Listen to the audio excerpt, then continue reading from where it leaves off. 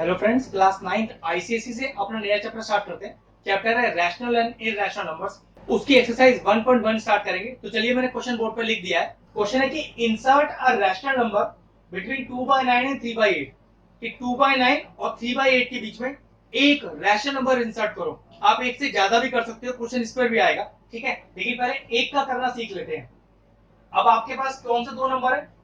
2/9 और 3/8। बहुत आसान तरीका है। दो गिवन नंबर्स के बीच में अगर आपको कुछ रैशनल नंबर इंसर्ट करने, तो नियम ये है, तो दोनों फ्रैक्शन जो आपको दिए हुए हैं उनके डिनोमिनेटर एक जैसे लिखे होने चाहिए। मतलब यहाँ 9 और 8 लिखा है ना, ये नहीं चलेगा। तो क्या करो, देखो इसका डिनोमिनेटर क्या है? 8। इससे दोनों को मल्टीप्लाई कर दो। और इसका डिनोमिनेटर है 9, इससे दोनों को मल्टीप्लाई करो। देखो इससे दोनों के डिनोमिनेटर सेम हो गए क्या? तो चेक कर लेते हैं। 8 9 क्या? 72। इसका चेक करो, 72। हाँ भाई, डिनोमिनेटर तो सेम हो गए, बस बात बन जाएगी। अब ऊपर मल्टीप्लाई करो। 2 8 16, 3 9 27। अगर बेस सेम है दोनों के, अब इनके बीच में नंबर इंसर्ट करना बड़ा आसान है। तो देखो 16/72 के बाद क्या आएगा? 17/72, 18/72, 19/72, 20/72, 21, 23, 24, कहां तक?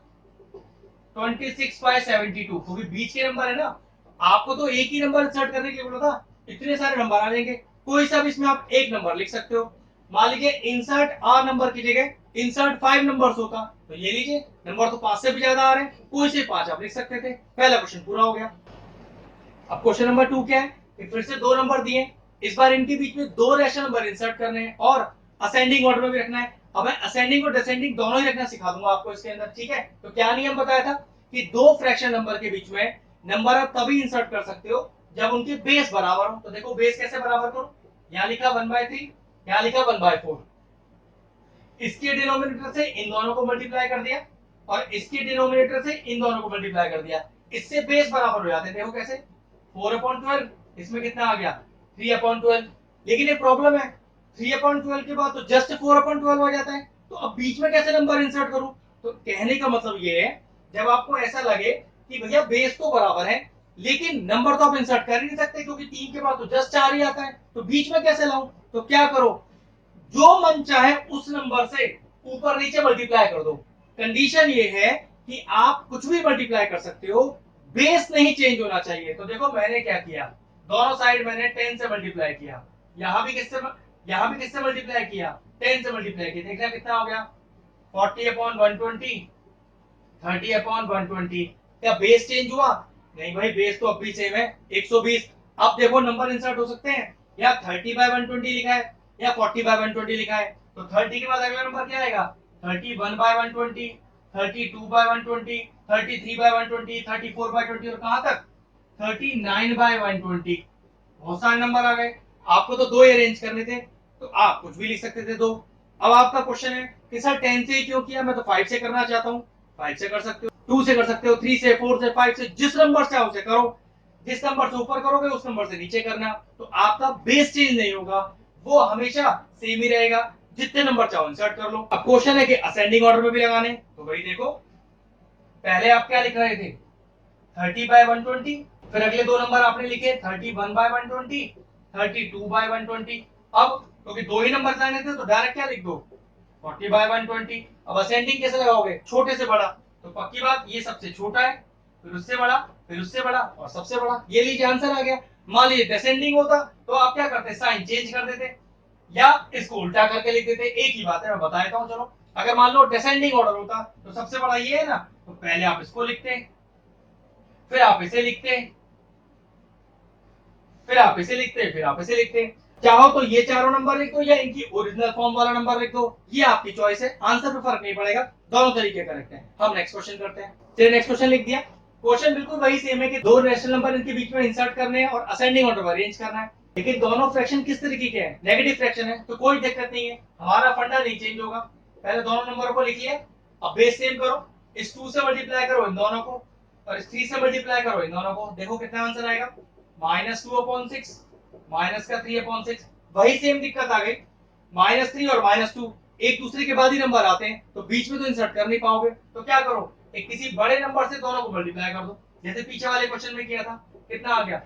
-20/60, माइनस 30/60। अब देखो करीब 8-9 नंबर का बीच में गैप है, बस अब बात बन जाएगी। लेकिन अब गिनती यहाँ से स्टार्ट करेंगे यहाँ से, तो ध्यान रखना माइनस में जो नंबर बड़ा होता है वो एक्चुअल में छोटा होता है। तो -30 या -20 बड़ा कौन है? तो ऑब्वियसली बात है यहाँ पर छोटा नंबर बड़ा है, मतलब 20 30 से वैसे छोटा होता है ना, लेकिन माइनस में चीज रिवर्स होती है।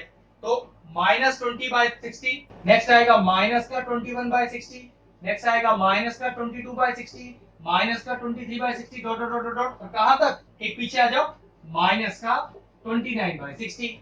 तो हमारे पास तो बहुत सारे नंबर है, आपको तो दो ही अरेंज करने हैं। अब इन्हें असेंडिंग ऑर्डर में लगाना है, छोटे से बड़े में। तो सबसे छोटा कौन है? मैंने भी क्या कहा था, 20 बड़ा है और 30 छोटा है माइनस में, तो -30 पहले लिखना पड़ेगा। फिर इसमें जो आपने दो नंबर अरेंज किए उन्हें लिखिए भाई, छोटे से बड़े में ना, तो बड़ा नंबर उल्टे से स्टार्ट करना। तो ये लिख दो, कोई से भी दो नंबर लिख सकते हो। तो मैं क्या करता हूँ भाई, ये वाले दो लिख रहा हूँ। तो माइनस का 22/60, माइनस का 21/60, और फिर किसके बीच में निकाल रहे थे? माइनस का 20/60। ये मैंने आपसे कहा ही था, -30/60 और -20/60 की जगह आप इनके ओरिजिनल दोनों नंबर भी लिख सकते थे, उससे फर्क नहीं पड़ता। ये लीजिए असेंडिंग ऑर्डर हो गया। ध्यान रखना नेगेटिव नंबर में जो नंबर बड़ा दिखता है वो छोटा होता है, मतलब 30 और 20 में से 30 बड़ा है, लेकिन माइनस में माइनस का 20 बड़ा है और माइनस का 30 छोटा है। असेंडिंग ऑर्डर है ना, तो छोटा सबसे पहले लिखना पड़ा, तो छोटा वाला मैंने सबसे पहले लिख दिया। फिर उल्टा स्टार्ट करना, उससे बड़ा, उससे बड़ा, उससे बड़ा और सबसे बड़ा, क्योंकि दो ही नंबर इंसर्ट करने थे, तो कोई से भी दो इंसर्ट करके लास्ट में ये वाला नंबर लिख देना था। आगे आंसर। चलिए क्वेश्चन नंबर 5 मैंने बोर्ड पे लिख दिया है, क्वेश्चन नंबर 4 आप खुद कीजिएगा, ठीक है। अब इस बार 6 रैशनल नंबर इंसर्ट करने, अगर 6 की जगह 60 भी करने होते, 600 भी करने होते, तब भी हमारा नियम चेंज नहीं होगा। लेकिन ध्यान रखना कि हमें जब भी नंबर इंसर्ट करने के लिए आएगा तो नंबर हमें फ्रैक्शन में चाहिए। तो 4 में फ्रैक्शन नहीं है ना, तो मैं 4/1 लिख दिया। और 4.5 को क्या लिख सकता हूँ? हटाओ डेसिमल, नीचे 10 है जगह डायरेक्टली, ये हो गया 45/10। कैंसिल आउट भी कर लो इसे, 5 to the 10, 5 9 the 45। तो फ्रैक्शन कितना आ गया? ये आ गया 9/2। अब ये समझो कि 4/1 और 9/2 के बीच में 6 नंबर इंसर्ट करने, तो नियम तो बिल्कुल वही है। इसके डिनोमिनेटर से तो इसको मल्टीप्लाई कर देता हूँ, इसके डिनोमिनेटर से इसको मल्टीप्लाई कर देता हूँ, कितना आ गया? 8/2। ये कितना आ गया? 9/2। लेकिन एक चीज देखो, 8 के बाद तो जस्ट 9 आ जाता है, तो बीच में नंबर कैसे इंसर्ट करूं? तो क्या तरीका है? ठीक है, किसी भी नंबर से फिर से मल्टीप्लाई कर दो। नियम ये है कि बेस सेम होना चाहिए अपना। तो देखो ये कितना हो गया? 80/20। ये कितना हो गया? 90/20। कितने नंबर बीच में आ रहे हैं भाई? 81/20, 82/23, 83/20, करीब 9 नंबर बीच में आएंगे। आपको तो 6 ही चाहिए, तो कोई से भी 6 लिख दो। तो लिखोगे आप 81/20, 82/20, 83/20, ऐसे डॉट डॉट डाल के 86/20। 6 ही नंबर चाहिए ना, बस हो गया आपका काम। आगे 6 नंबर। अगर मान लीजिए ऐसा होता 6 की जगह 60 नंबर डाल रहा होता, अब दिक्कत है कि अब 80 से और 90 के बीच में सिर्फ 9 ही नंबर है, तो 60 नंबर कैसे निकालते हैं? तो आप वहां पर 10 से ना मल्टीप्लाई करके 100 से मल्टीप्लाई कर देते, तो कितना आता? 800/200, 900/200, और फिर करीबन 99 नंबर बीच में आए थे। आपको तो 60 चाहिए थे, आंसर तब भी आ जाता। तो ये आपका चॉइस है कि आपको किस नंबर से मल्टीप्लाई करना है। वो इस बात पे भी डिपेंड करता है कि आपको कुल कितने नंबर बीच में चाहिए। तो 10 से कर लो, 100 से कर लो, 1000 से कर लो, बस बात बन जाएगी। हो गया question finish. Next question number 8 मैंने बोर्ड पे लिख दिया है। अब बचे हुए सारे क्वेश्चन बिल्कुल एक जैसे हैं, आप खुद कर लीजिएगा, ठीक है। मैं ये आखिरी क्वेश्चन कर रहा हूँ एक्सरसाइज का। अब 10 रैशनल नंबर इंसर्ट करने हैं और नंबर दिए दो अपने पास, नियम तो बिल्कुल सेम है। चलो पहले सही से लिखते हैं ऐसे, माइनस का 2/5, 1/7, इसके डिनोमिनेटर से इसको मल्टीप्लाई और इसके डिनोमिनेटर से इसको मल्टीप्लाई, कितना आ गया? देखो कितना आ गया? माइनस का 14/35, ये कितना आ गया? 5/35। माइनस 14 और 5 के बीच में मुझे 10 नंबर चाहिए, तो देखो कैसे आएगा?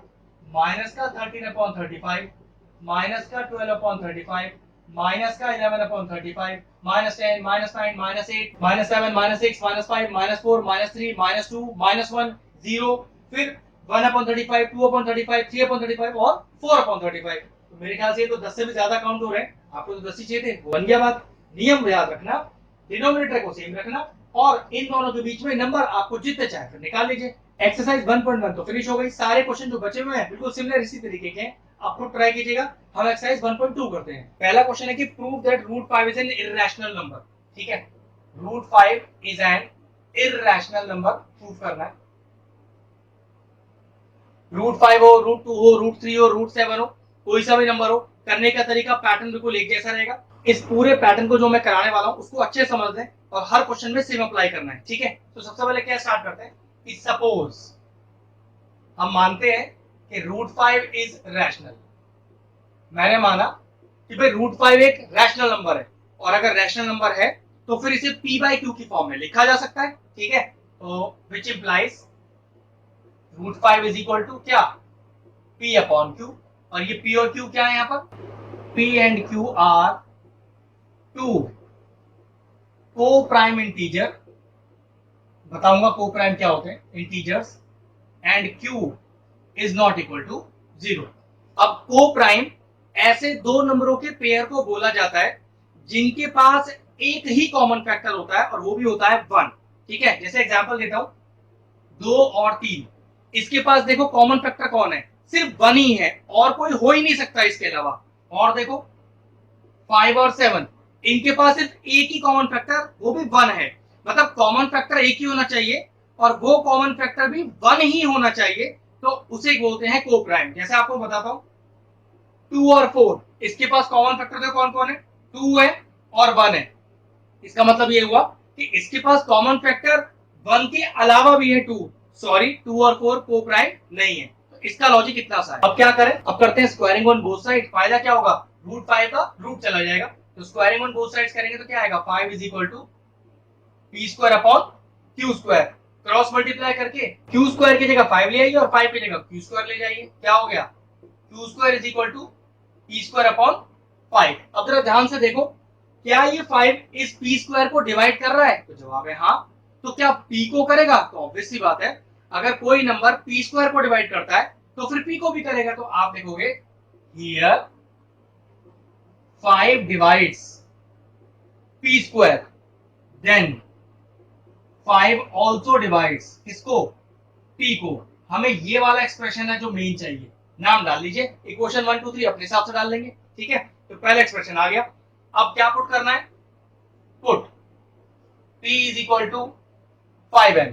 अब आपने ये p is equal to 5m क्या पुट किया, भाई आपको ध्यान रखना है, √5 पुट कर रहे हो तो 5m पुट करना है, √2 पुट कर रहे हो तो 2m पुट करना है। Now putting this value of p is equal to 5m, कौन सी इक्वेशन में डालें, चलिए इसमें डाल देते हैं, इसको इक्वेशन 2 मान लेते हैं। तो लिखा putting p is equal to 5m in equation 2, तो डालिए q² is equal to p², तो मतलब 5m का होल स्क्वायर अपॉन 5, कितना आ गया, q² is equal to 25m² upon 5, cancel out हो गया, 5 आ गया। तो q² is equal to 5m²। क्या ये m q² के नीचे आ सकता है, हाँ जी बिल्कुल आ सकता है, ले आइए बिल्कुल नीचे। तो क्या देखना, q²/5 लिखा है ना, तो हियर 5 डिवाइड q², हाँ भाई जब 5 डिवाइड p² हो सकता है तो 5 डिवाइड q² भी हो सकता है। तो अगर 5 डिवाइड q² है तो क्या 5 q को भी डिवाइड करेगा, तो सेम बिल्कुल इस तरह से, हाँ बिल्कुल करेगा। तो क्या लिखूंगा, here 5 divides q², then 5 also divides किसको, q को। हमें यही चाहिए, मेक इट इक्वेशन 3। अब एक ध्यान से सोचो, हमने p और q को क्या माना था, को प्राइम इंटीजर्स। अब को प्राइम कौन से इंटीजर होते हैं कि जिनके पास एक ही कॉमन फैक्टर होता है और वो कॉमन फैक्टर भी 1 होना चाहिए। जरा चेक करो हमने क्या प्रूफ कर दिया, इक्वेशन 1 और इक्वेशन 3 कहती हैं कि p के पास एक 5 डिवाइजर है, q के पास भी एक 5 डिवाइजर है, जबकि p और q को प्राइम होने की वजह से उनके पास एक ही डिवाइजर हो सकता है और वो भी 1 हो सकता है। तो 5 तो हो ही नहीं सकता ना, तो क्या लिखेंगे, फ्रॉम इक्वेशन 1 एंड 3। अब मैं जो स्टेटमेंट बोल रहा हूं इसको बिल्कुल एज इट इज लिखिएगा, वरना क्वेश्चन में गड़बड़ हो जाएगा। तो स्टेटमेंट है कि from equation 1 and 3 p and q have one more common factor 5 other than 1, which is impossible in the case of coprimes. Hence our supposition is wrong, √5 is an irrational number। फिर बता दो मैंने क्या बोला कि भाई इक्वेशन 1 और 3 बताती है कि कोप्राइम इंटीजर्स p और q के पास एक और कॉमन फैक्टर आ गया है 5 अदर देन 1 से अलग, जो कि कोप्राइम के केस में पॉसिबल ही नहीं है। कोप्राइम अगर नंबर है सिर्फ कॉमन फैक्टर 1 ही होना चाहिए था, यहाँ 1 के साथ साथ 5 भी आ गया। तो जो हमने सपोज किया था कि √5 एक रैशनल नंबर है वो गलत हो गया सपोजिशन। लास्ट में क्या लिखेंगे, hence √5 is N irrational number, prove हो गया। चलिए सेकंड नंबर क्वेश्चन लिख दिया है। कि 3 plus 2 root 5 is an irrational number. ये क्वेश्चन आएगा 2 मार्क्स में, ठीक है। अगर ये 4 मार्क्स में आएगा तो क्या क्या चेंज कर रहे हैं वो मैं क्वेश्चन करते समय आपको बताऊंगा। वैसे इस क्वेश्चन का वेटेज 2 नंबर तक का है, ठीक है। सबसे पहले लिखने का तरीका भाई, suppose 3 plus 2 root 5 is rational. If it is rational, then it can be written in the form of P by Q. So 3 plus 2 root 5 is equal to P by Q. यहाँ क्या लिखेंगे? P and Q are two co-prime numbers या co-prime integers and Q not equal to 0. अब ऐसे क्वेश्चनों में कुछ नहीं करना क्योंकि 2 मार्क का ही है ना। इस रूट 5 को बिल्कुल अलग कर दो। इसे देखो किस तरह से। अगला स्टेप देखो मैंने क्या लिखा, 2 root 5 is equal to P upon Q minus का 3, प्लस का 3 जाके उधर चला गया। अब नेक्स्ट स्टेप में क्या करूं, मैंने बोला ना कि रूट 5 को अलग करना है, इसका मतलब 2 को भी उतार के उधर ले जाओ। अब 2 मल्टीप्लाई में वहां डिवाइड में हो जाएगा। Root 5 is equal to 1/2 P upon Q minus 3 और root 5 is equal to P upon 2q minus का 3/2। अब देखो स्टेटमेंट क्या लिखना है, P upon Q is rational, हाँ भाई रैशनल होता है। 1/2 इज रैशनल, 3/2 इज रैशनल। पूरा एक्सप्रेशन, ये जो पूरा एक्सप्रेशन है इज रैशनल। सब कुछ रैशनल रैशनल लिखना है, लेकिन ये पूरा एक्सप्रेशन किसके बराबर है? रूट 5 के, विच इज इरेशनल। तो अगर ये क्वेश्चन 4 नंबर में है तो भाई आपको कैसे पता कि रूट 5 इज इरेशनल? तो पूरा रूट 5 इरेशनल प्रूव करके दिखाना पड़ेगा। अगर ये क्वेश्चन 2 नंबर में है तो डायरेक्टली लिख सकते हो कि पूरा एक्सप्रेशन क्योंकि रूट 5 के बराबर है, रूट 5 एक इरेशनल नंबर होता है, hence our supposition is wrong. 3 plus 2 root 5 is irrational. कहने का मतलब ये है कि अगर इस तरह का क्वेश्चन 4 नंबर में आता है, आप डायरेक्टली कि रूट 5 इज इरेशनल नहीं लिख सकते। आपको इस क्वेश्चन को स्टेप पे छोड़कर पहले प्रूव करना पड़ेगा कि रूट 5 एक इरेशनल नंबर है, जैसे हमने अभी फर्स्ट क्वेश्चन किया था, और फिर इसको डायरेक्टली लिखना पड़ेगा। लेकिन अगर ये 2 नंबर का ही क्वेश्चन है तो लिख देंगे कि ये एक्सप्रेशन रूट 5 के बराबर है, रूट 5 एक इरेशनल नंबर होता है, hence our supposition is wrong, therefore 3 plus 2 root 5 is irrational। Finish हो गया। चलिए थर्ड क्वेश्चन का फर्स्ट पार्ट लिख दिया है, इस बार प्रूव करना है कि 1/√2 इज इरेशनल। देखो जरा, तो लिखेंगे लेट 1/√2 इज रैशनल। अगर ये रैशनल है तो इसे किस फॉर्म में लिखा जा सकता है? Then it can be written in the form of p by q। लेकिन इस बार तो √2 डिनोमिनेटर में है ना, तो इसे न्यूमरेटर में लाके ही सॉल्व कर पाओगे। तो क्या करें, चलो क्रॉस मल्टीप्लाई कर देते हैं। क्या हो गया देखो, q is equal to √2p, ठीक है। चलिए स्क्वायरिंग ऑन बोथ साइड्स करते हैं। तो स्क्वायरिंग करेंगे तो कितना आएगा, q² is equal to 2p²। अब जरा 2 को ले जाओ q² के नीचे, तो देखो q²/2 is equal to p²। देखो वही स्टेप आ गया फर्स्ट क्वेश्चन जैसा। क्या 2 q² को डिवाइड करता है? तो जवाब है हाँ। तो क्या q को भी करेगा? बिल्कुल करेगा। तो क्या लिखेंगे, here 2 divides q², then 2 also divides किसको, q को, और ब्रैकेट इक्वेशन 1।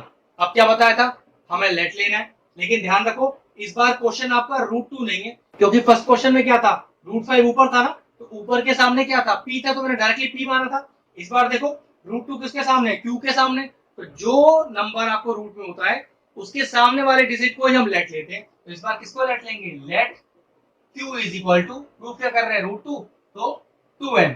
ध्यान रखना जिस नंबर को आपको प्रूफ करना होता है इरेशनल, उसके सामने वाले लेटर को ही लेट लिया जाता है। फर्स्ट क्वेश्चन में √5 को प्रूफ करना था, √5 के सामने p था, इसलिए मैंने p को 5m लिखा था। इस बार देखो √2 के सामने कौन है, q, तो मैंने q is equal to 2m लिखा है, ठीक है। Now putting the value of q is equal to 2m कहां डालें, यहां डाल लेते हैं क्वेश्चन 2 में। चलिए पुट कीजिए, तो q की जगह 2m डाल दीजिए, का square upon 2 is equal to p²। खोलिए कितना आएगा, ये आएगा 4m² upon 2 is equal to p²। ये लीजिए 2 टाइम्स चला गया, तो 2m² is equal to p²। 2 को नीचे ले आइए, तो m² is equal to p² upon 2। देखो फिर वही स्टेटमेंट आ गई, हियर 2 डिवाइड p² और 2 डिवाइड्स p। तो लिखेंगे फिर से भाई, here 2 divides p², then 2 also divides p, और मेक इट इक्वेशन 3। तो अब बताएंगे क्या कि फर्स्ट इक्वेशन और थर्ड इक्वेशन हमें बता रही है कि p और q के पास एक और कॉमन फैक्टर आ गया है 2 other than 1 which is impossible in the case of co-primes. Hence our supposition is wrong. 1 upon root 2 is an irrational number. बिल्कुल सेम क्वेश्चन था फर्स्ट वाला, बस अंतर इतना था इस बार नंबर डिनोमिनेटर में था, तो पहले आपको न्यूमरेटर में लाके उसको क्यू के इक्वल रखना था, बस फिर क्वेश्चन का पैटर्न सेम था।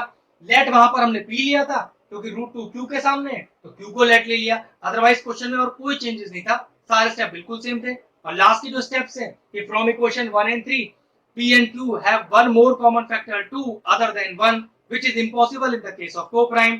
Hence our supposition is wrong. 1 upon root 2 is irrational number.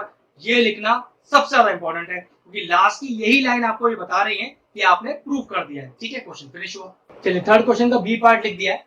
ये भी एक 2 नंबर का क्वेश्चन है, वही अंतर है, अगर ये 4 नंबर में आएगा तो क्या चेंजेस करने पड़ेंगे, बिल्कुल वही चेंजेस जो लास्ट मैंने बताए थे, लेकिन मैं फिर भी आपको बता दूंगा। वैसे आपको क्वेश्चन 2 नंबर में आएगा तो लिखेंगे सपोज 7 root 5 is क्या rational. If it is rational then it can be written in the form of p by q. क्या बताया था कि रूट अलग कर लेते हैं, रूट तो अगले स्टेप पे अलग हो जाएगा, 7 को नीचे ले आइए तो कितना आ गया root 5 is equal to p upon 7q. तो क्या लिख सकते हैं here 1 by 7 is rational, p by q is rational, p upon 7q is rational but it is equal to root 5 which is irrational. 2 number का question है तो directly which is irrational लिख सकते हैं, लेकिन अगर 4 नंबर का क्वेश्चन है तो इस क्वेश्चन को यहीं छोड़ के रूट 5 को पूरा इरेशनल प्रूव करके दिखाइए क्वेश्चन नंबर 1 की तरह, और फिर कहिएगा कि भाई रूट 5 इज इरेशनल, तो इतना से चेंज करना है आपको। Hence our supposition is wrong, 7 root 5 is an irrational number, prove हो गया बस। चलिए थर्ड पार्ट भी लिख दिया है, छोटा सा क्वेश्चन है 2 नंबर का, फिर से 6 प्लस रूट 2 एक इरेशनल नंबर है, फिर से वही लिखेंगे suppose 6 plus root 2 is rational. If it is rational then it can be written in the form of p by q. ये इस तरह से फिर वही स्टेप डालना है कि p and q are the two co-prime integers and q is not equal to 0. अब क्योंकि 2 नंबर का ही क्वेश्चन है तो वही 6 को उधर ले जाओ क्योंकि रूट अलग करना है मुझे, कितना आ गया p upon q minus का 6। फिर कह सकते हो here p by q is rational, 6 upon 1 is rational, p by q minus 6 मतलब पूरा एक्सप्रेशन इज रैशनल, तो रैशनल में से रैशनल माइनस करोगे तो रैशनल ही आएगा। ठीक है, लेकिन ये एक्सप्रेशन किसके इक्वल है रूट 2 के, विच इज इररेशनल। आपको कैसे पता, तो भैया अगर 2 नंबर का क्वेश्चन तो डायरेक्टली लिख देंगे इज इररेशनल, लेकिन अगर 4 नंबर का क्वेश्चन है इस क्वेश्चन को यहीं छोड़कर रूट 2 को पहले पूरा इररेशनल प्रूव करके दिखाइएगा और फिर कहिएगा कि this expression is equal to root 2 which is irrational, hence our supposition is wrong, 6 plus root 2 is irrational. तो चलिए अपना लेक्चर फिनिश करते हैं। दोनों एक्सरसाइज 1.1 और 1.2 दोनों फिनिश होती हैं। दोनों एक्सरसाइज से जुड़ा हुआ अगर आपको कोई भी डाउट है या एग्जांपल से जुड़ा हुआ कोई भी डाउट है आपकी रेफरेंस बुक से, तो मुझे आप सेंड कर सकते हैं अपनी क्वेरी, उसकी इन्फॉर्मेशन आपको वीडियो क्लास में मिल जाएगी। तो चलिए लेक्चर फिनिश करते हैं। अगर हमारे व्यूअर्स को हमारे वीडियोस पसंद आ रहे हैं तो हमारे चैनल को सब्सक्राइब कर लें और साथ में लगे बेल आइकन को भी हिट कर दें। आपको अगर मैथ से जुड़ा कोई क्वेरी है किसी भी क्लास के लिए तो वो आप मुझे व्हाट्सएप कर सकते हैं, जो नीचे नंबर आ रहा है। आपका जो सोल्यूशन है मैं जल्दी से जल्दी देने का कोशिश करूंगा।